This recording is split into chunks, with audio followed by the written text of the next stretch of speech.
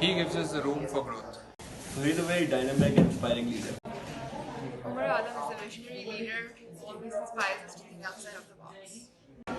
Umar always sharp, confident, and definitely only looks in the future. So I completed my master's from IBA in 2002.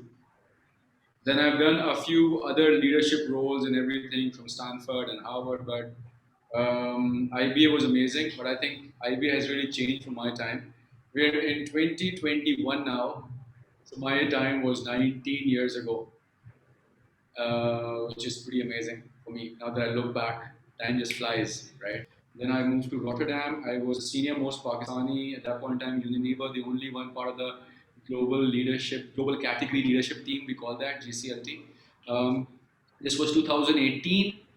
Beginning of 2018, I was 37 years old, and I thought, okay, dude, I have. An exciting life. I've lived an exciting bachelor life. Then I got married and moved around with my wife. Then I had like a lovely young daughter. I thought, okay, what do I do now? I mean, I've moved around so much. Corporate career has been very exciting, and I've sort of achieved my goals at like the right age. Do I keep on doing what I'm doing, or do I, again, say I'm going to be continuing to be like a risk taker, the kind of person that I am, and do something different, right? I've always had a lot of mentors, right? So even at that point in time, the Unilever Europe president, this Italian, gentleman was a mentor. The Red Bull Latin America president was a mentor. The UK Boston Consulting Group partner was a mentor, right? And I spoke to like a lot of these people, and they told me, "You're too young. Career is good. Don't do it." Right?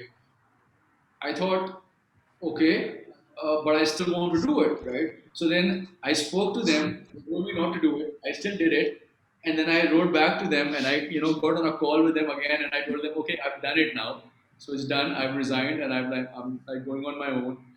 And then, of course, they were angry, but then I got a lot of good tips from them. What to do in my first 30 days, 60 days. So in 2018, I came back to Pakistan, and I started. Really interesting, retail venture. I became the CEO of a tiny retail store. So from being like a member of the global category leadership team, I was sitting in a store, closing cash with my own hand, putting up stock, sitting in the store in phase 4 till like 12 in the night, um, and I got venture funding. So venture funding, we got that in some very good venture cap, exciting people who are now working with the likes of IKEA and all, for backing the venture. But then I realized that the ambitions that the partners had and I had were not aligned. So I sold it and I moved out. And I took that decision very quickly in like a few months, right? And then I started a Create think tank, which was also an interesting story. But I started that as a strategy focused creative Coca Cola. And it just kept on snowballing, right? Because people were missing this thing that we were bringing to the table. Someone and a team that I've put together, which is people who are not only from a creative perspective but also have understanding of the business, so that when we come up with the creative solution, we solve business problems, right? So that's what I created first. This was in the May of 2018. Then in 2019 early, I realized that health sector is something which really needs attention. So I created an organization called Create Health, and Create Health is a health platform which essentially also does a lot of creative work for all the pharmaceuticals. 2020, we started working on our first technology platform, right? Which is called Zod, ZOD, and now we have finally launched Zod after working on it, and it's still working. It's still a beta product, but we've launched it, and every day we're getting, increasing. The app downloads are growing, people are growing.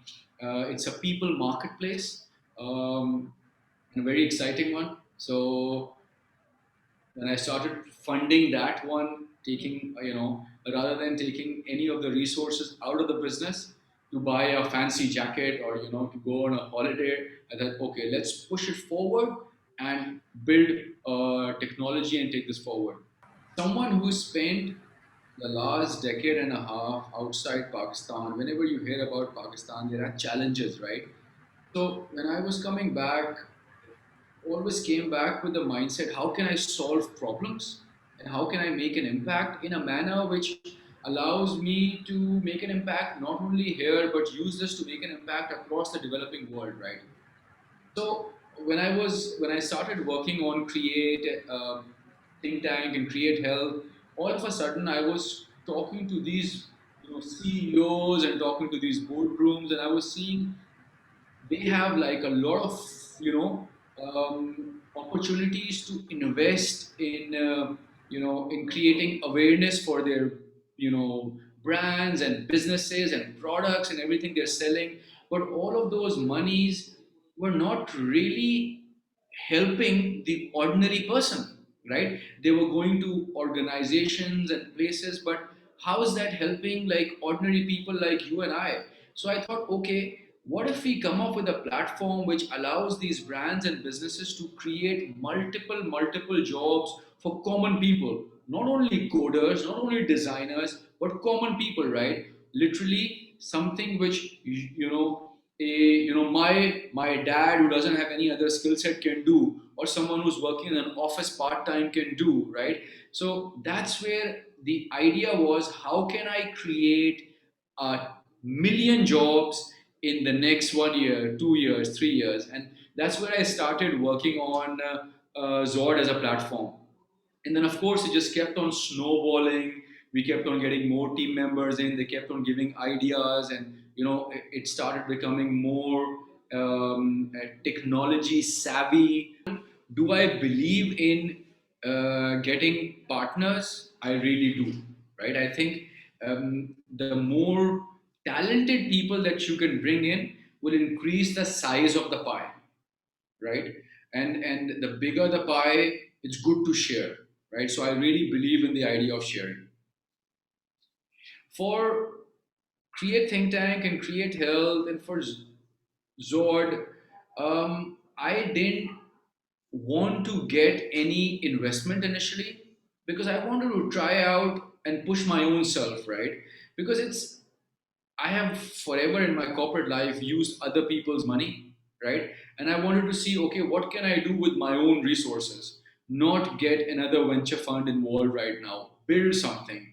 And then let's see if we create something worthy of asking for investment, right? Keep on bringing people in who are talented, who join the organization because they really want to be part of the organization, and then make them partners so that they can own a part of the the benefit that the organization can give, right? So that's what we're doing even right now, and I'm hoping that one of these people will prove themselves and climb up and be my partners very soon. So when the retail setup was being started, there was a detailed market plan put in place, numbers, Excel file, business cases, because we were going to raise money, right? So that is where a business case was needed and was developed. When I was starting the this agency, I was not looking to raise money.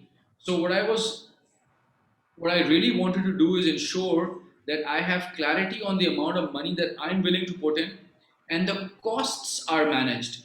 So rather than making a massive plan, I was clear on the fact that I need to look after the costs, right?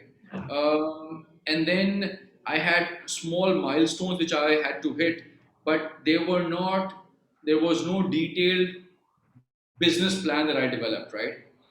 And I think secondly, the reason why I didn't really need to do it as well was I was doing something which was very close to all of the years of experience I had gotten, right? I've been a global director for Axe, a global director for Rexona, a global director for, Dove. So I have so much marketing experience and have worked with so many agencies. I'm fortunate, right? So when I was starting something which was so close to my area of strength, let's say, I didn't really need to spend a lot of time building that, right? So it was no venture funding. It was very close to my areas of strength. And number three, I picked up an industry, a service industry, which is based on the investment goes after human resource, right? So I made my plan such that I'm able to generate revenue and then the costs will come in. So initially, I did a lot of stuff alone on my own, right? Was going to people telling them that I have 50 people sitting behind me, but in reality, I was just one person, right? But so that that's the business plan. We've learned, now let's run and get it right? So it's okay to make mistakes, right? And that's how people become courageous, right? um, and the last strength that we have as a team, as an organization, it's उसको अलग अलग terminology में आप books में पढ़ते हैं. कभी उसको ग्रिट कहते हो, कभी उसको परसिवेरेंस कहते हो. It's basically that. It's basically tenacity, right? You keep on trying till the time you learn, you get it right, or you get to do it in a better way than you were doing it earlier. You just keep on trying, keep on trying. So we don't give up as a team. Even if you walk into our office at like, you know, 8 p.m., 9 p.m., it feels like it's day. People are like charged up, right? And that's a strength, and I think that's our culture, and I think that's a bit of me, right? Insane. So I had done virtual working for a decade, so for many years, even before COVID, right? So when we heard about COVID happening, we were quickly able to preempt any close downs, and we were able to structure our way of working, put teams in place, working from home, the right technology, the right structure for meetings in place, so that we can function as an organization no matter what. Because we could not let our clients down just because, there is a problem because of which our physical office space cannot function, right? So even before the lockdown happened, we were ready and churning out work via a new structure that we put in place. So that's one thing which we did. Then we realized that now that we're working from home, all of a sudden two things happened. Number one, we had become more efficient rather than having coffee breaks or running from one meeting room to another or getting into a car and going to a client's office. Everything was being done virtually, so all of a sudden we had more time.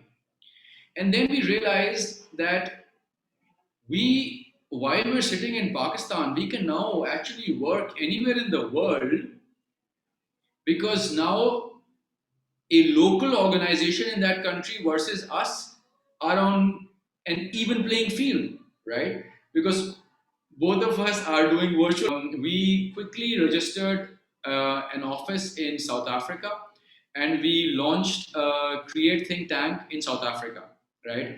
And we got someone, a local. We hired a local person to be the GM. We got on, developed our market development strategy, put media money in place, put our ad in place, and we started doing market development for South Africa.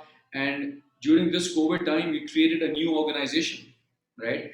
And we started generating revenue from there, and we learned a lot, and we were open to experimenting and taking risks.